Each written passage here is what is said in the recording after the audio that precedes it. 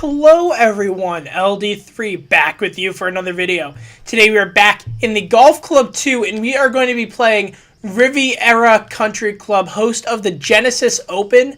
It used to be called the Northern Trust Open, but apparently Northern Trust has become a bigger sponsor and now they're hosting a FedEx Cup playoff event. So now it's the Genesis Open, Riviera Country Club, very historic course in the Los Angeles area. For one, I love this opening hole. It's a short par 4, 500 yards or so. Downhill tee shot. I love the downhill tee shots to start out. I love how far they carry, etc. It's a short hole, so it gets people's rounds off to a really good start or a really bad start, depending on how they score. Not a great second shot there, but we might do better there. It's historic for like a couple majors it's hosted. This event's usually pretty popular on the tour for people too. And this is also the course where Tiger Woods made his first PGA Tour start ever. He was an amateur. He was 16 years old, and he decided to go and play this event, or I'm pretty sure he got a sponsor's exemption. 16 years old, February 2nd, 1992 was his first official PGA Tour start. He was an amateur. I'm not sure how he played. I'm not sure if he made the cut or not, but it was his first start. That was an absolutely terrible putt. That might even roll back down. That's how bad that was. And that was my birdie putt too, because of how bad my second shot was. So not a great start. Not a great start at all. This is actually going to go behind me. This ball is actually further away from my par putt than it was for my birdie putt. That's how bad that putt was. And again, I probably should have practiced my putting before this round started. And I was actually thinking I might actually practice my putting before the round started. That was a good putt. Are you kidding me? After that first one, I make that putt? Like, are you kidding me? But yeah, I was going to. But then I'm like, you know what? I'm just going to go in. It's probably better that I play poorly. Like, I want to play well. And hopefully you guys enjoy me playing well. But I think you guys enjoy it more when I play very, very poorly, especially on the greens. So I'm going to do that. I might practice during the week, but like right now I'm not going to. And of course the second hole is further than the first hole.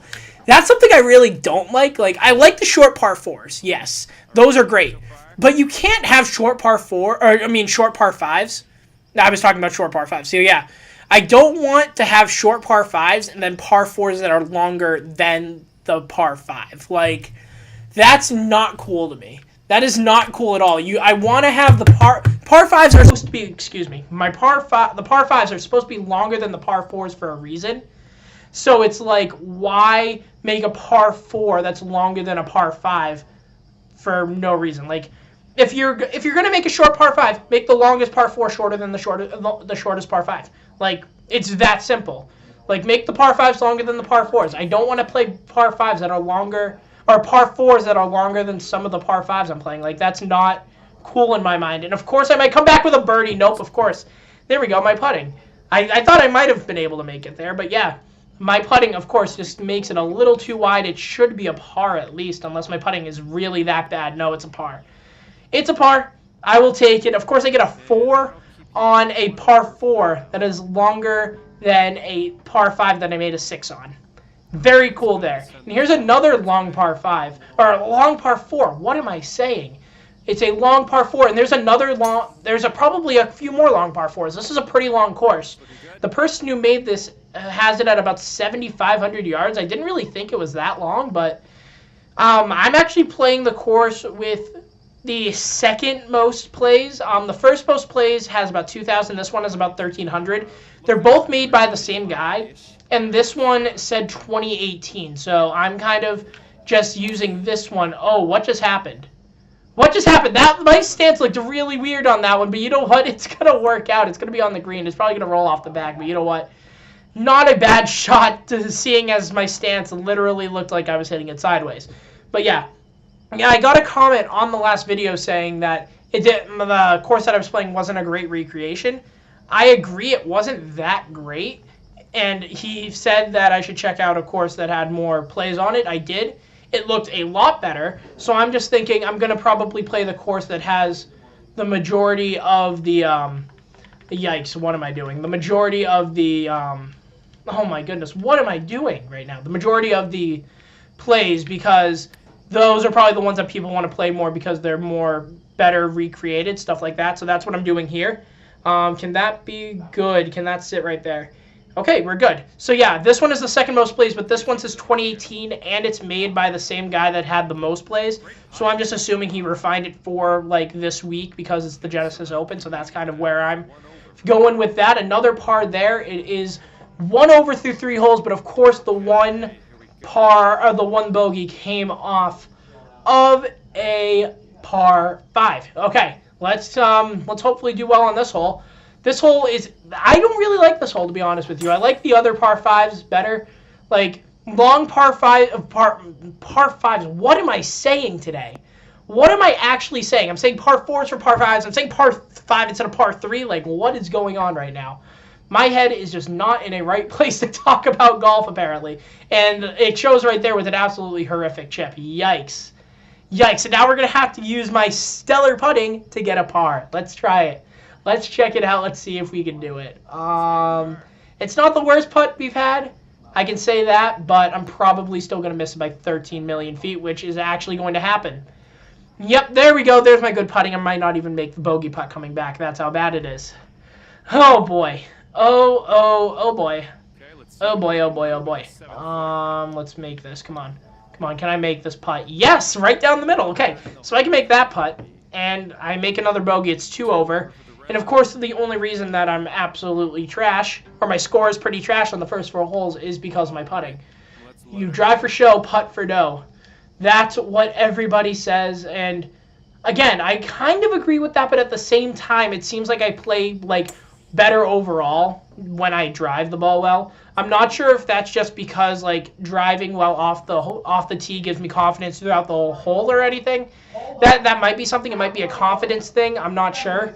But in either case, I seem to play better that way. There have been rounds definitely where my driving has been absolute trash, but then my putting has actually saved me in real life. In this game, it doesn't happen.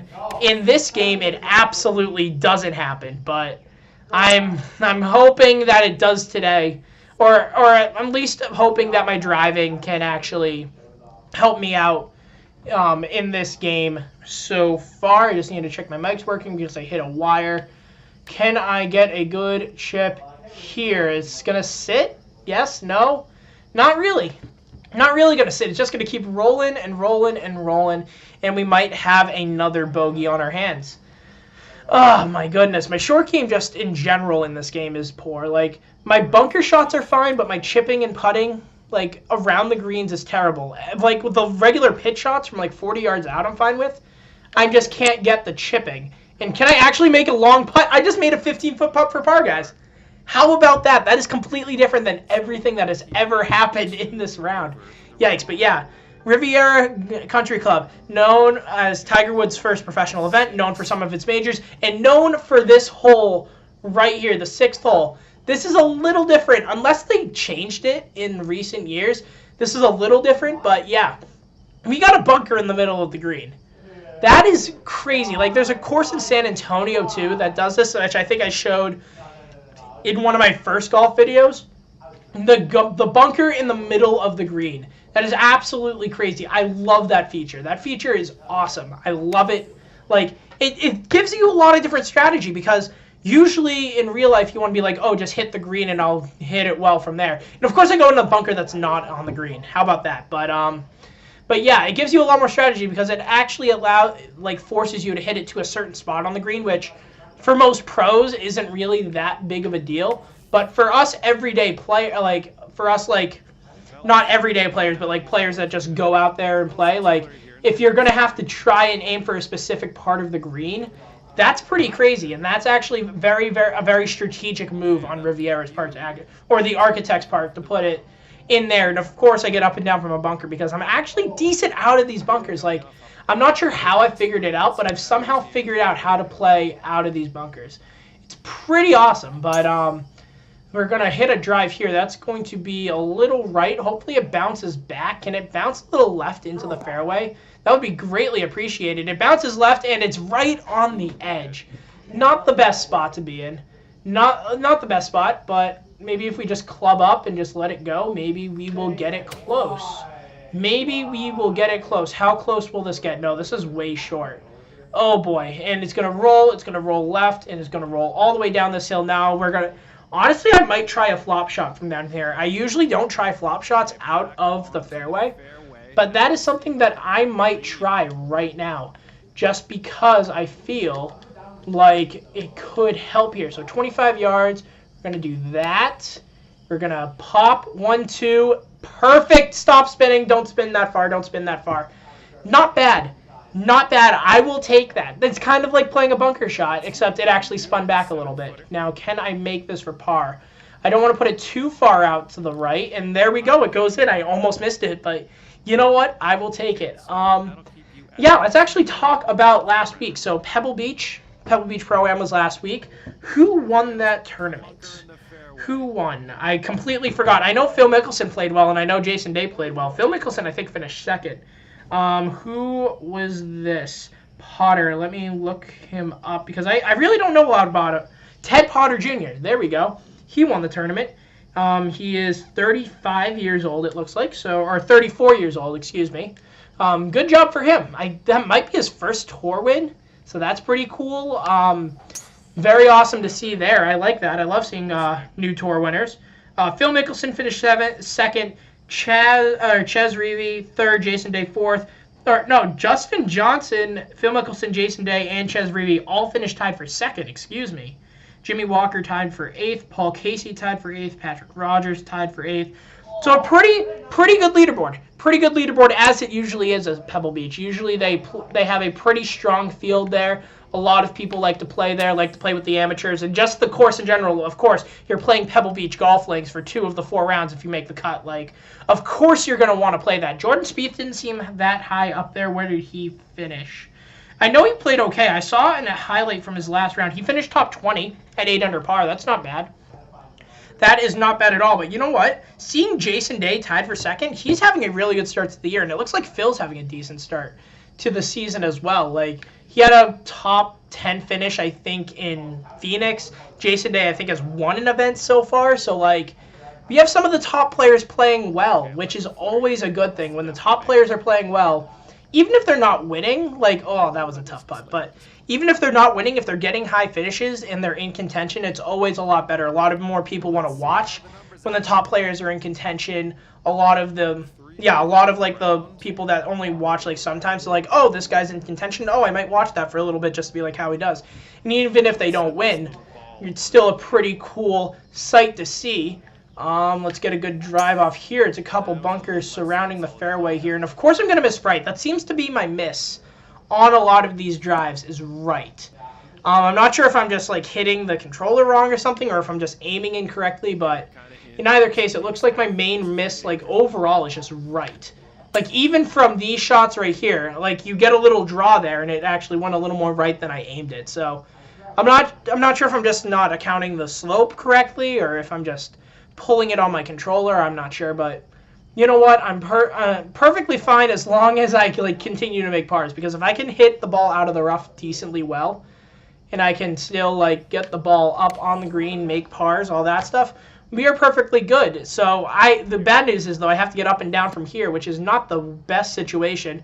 Pretty decent shot, though. It actually spins left a little bit more towards the hole, so I'm going to have a really good chance at par here. Now let's see if my stellar putting skills, as always, can save me a par. And, of course, it's a very, very slopey putt. I'm probably not going to make this, and I might. No, I miss high. I miss high? And that just keeps rolling. Wow, that had a lot more speed on it than I thought. I thought I put that so it was going to be like 4 feet past the hole. Instead, it's 10 feet past the hole, and I might not even make this bogey putt. That's how bad that was. There we go. There's a bogey, but oh, that was not a good front nine. 4 over par. 4 over par. Not great. Man, I honestly should start practicing. Let me know down in the comments if I should keep practicing or if you guys like me being absolutely terrible at this game.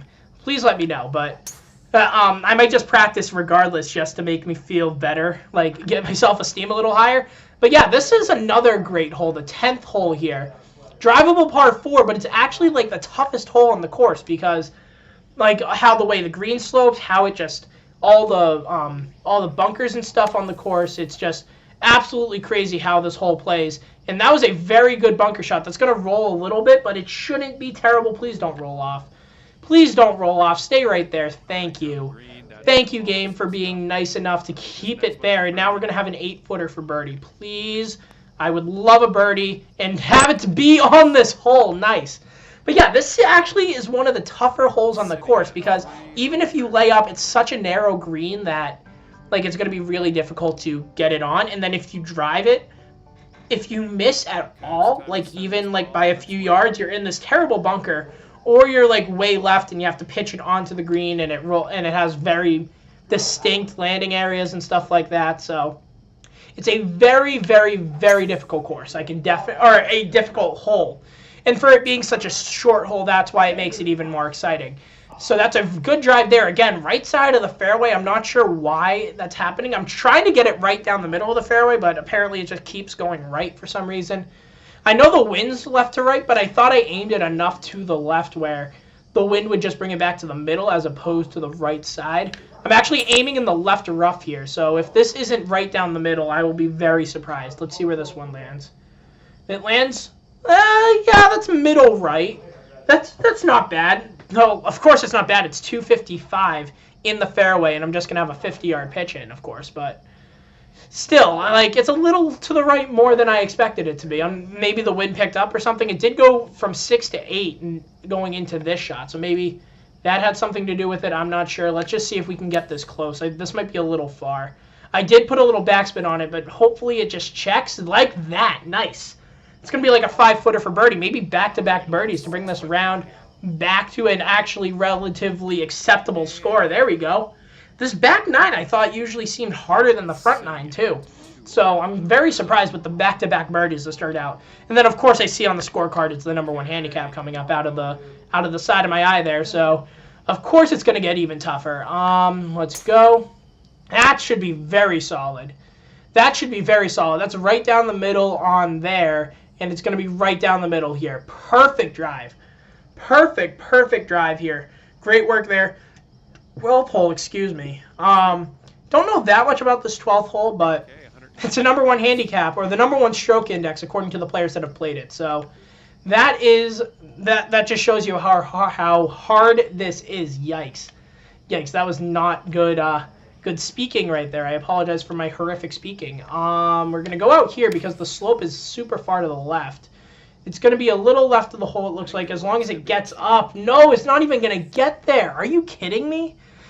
I know the slope like reduces the yards by a little bit, but I didn't think it was going to be that much. And then, of course, I chunk a chip shot, bunker shot, whatever you want to call it. As soon as I say I'm good at bunkers, too. Oh, boy. That is not good, and that's going to be super far, too, it looks like. Yep, going to be a little far, and it's going to be a bogey, it looks like. So, very, very, very, very disappointing. Can we just get this in? Make the bogey? No, I'm going to make a double bogey, so both birdies that I started on this back 9 have just been completely erased because I decide to make a double. I'm trying not to freak out right now. My putting is just that bad.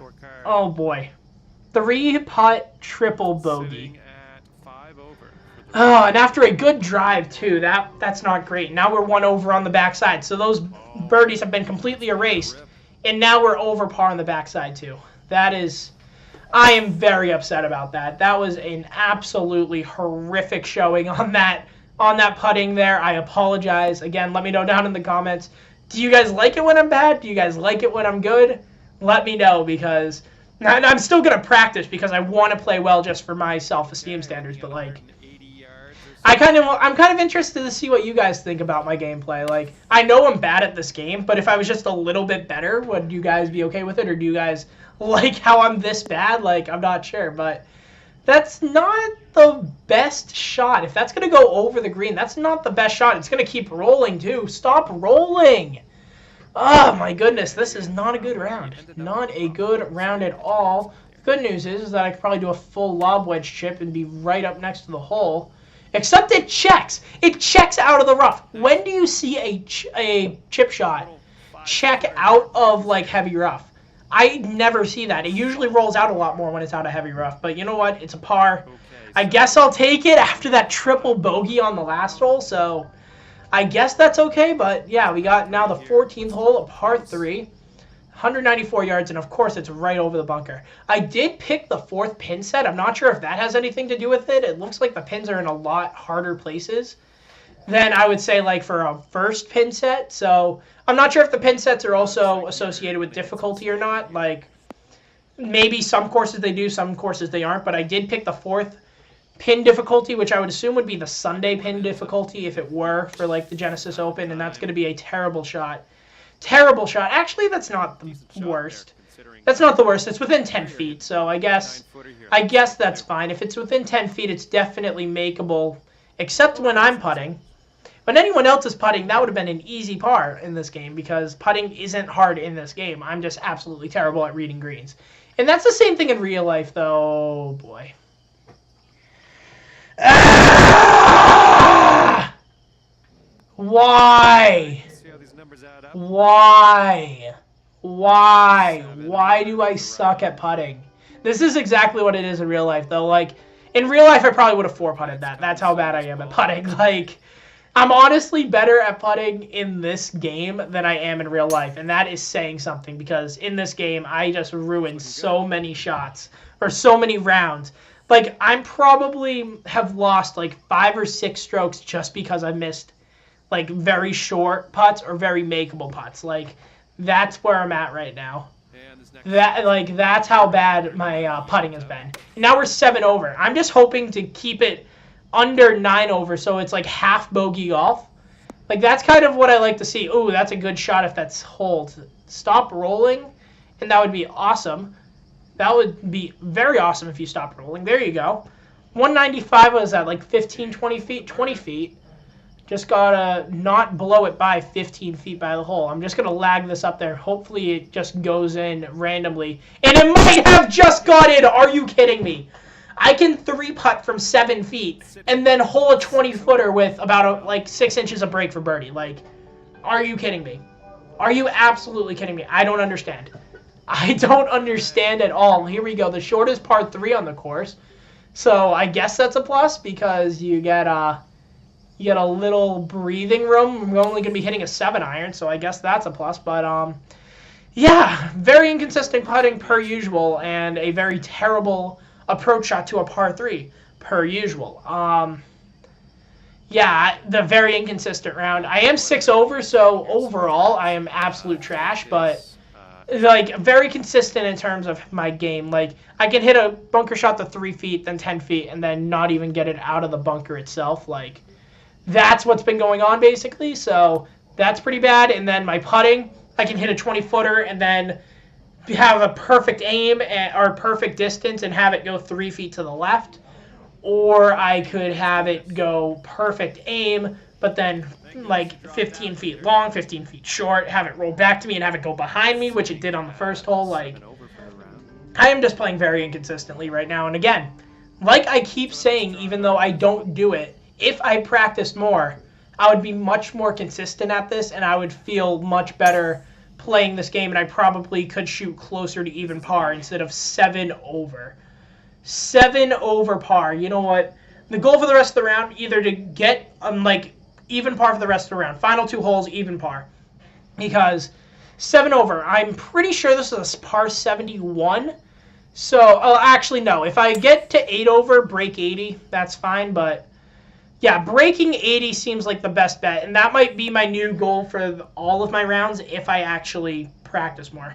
If I don't practice more. If I keep practicing, then even par should be my goal, 100%, no questions asked. Like, if I'm not shooting even par and I just keep practicing, like, that's a problem. But if I'm not practicing and I'm just playing it once a week, talking about the golf events going on, all that stuff, and I'm just playing around, having fun with you guys, then 80 should be the target number. That's, in my opinion, what you guys think. If you guys have a specific target number for me, too, let me know down in the comments, because I could always just be playing for that, and then maybe, like, if you guys have a target number and I beat the target number, I get a reward or something, and if I don't beat the target number, I get a forfeit. Like, we could always do something like that. And am I going to make another bogey on a par 5?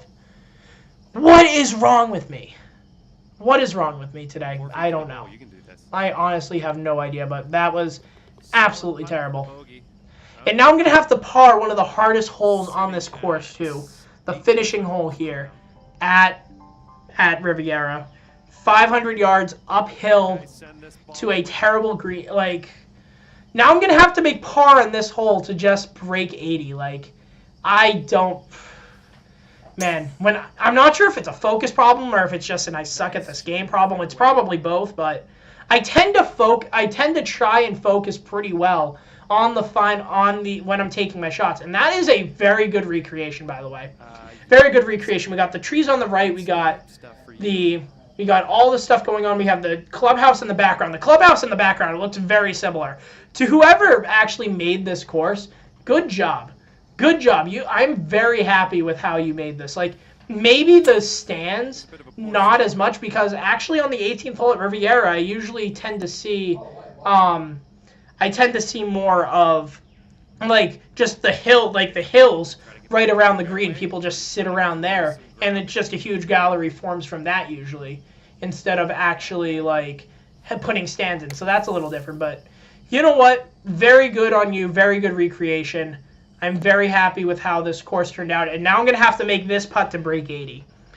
This is an important putt. I always get nervous over these putts in real life when I have, like, putts to break 80 or putts to, like, shoot, like, 77, 78, stuff like that, because I want to make sure I guarantee an 80 or a guarantee under 80. I love shooting rounds in the 70s. I love it, so I'm going to take my time on this one. I'm going to go right here. No, right about here, and I'm going to go here, hit it, get in. Get in! Get in! Yes, we break 80. Somehow we make it with a par on this hole to finish it off. We shoot 79. Again, let me know down in the comments if I should actually have a target score I should beat for each round, or if you guys want me to do anything. Because I basically can do anything with this, like, sort of midweek episode of the Golf Club 2. I can do something where I have to do a forfeit if I don't break a certain number, or do something like that, or again, if you guys want to send me topics I should discuss in the Golf Club during these videos, let me know. Just any ideas you have for this sort of episode midweek, let me know down in the comments. I will be more than happy to take any suggestions you guys have. And yeah, that is going to do it here for me. So if you guys enjoyed the video, go ahead and drop it with a like. Go ahead and subscribe if you want to see more from me. And I will see you guys with a new video real soon. Bye.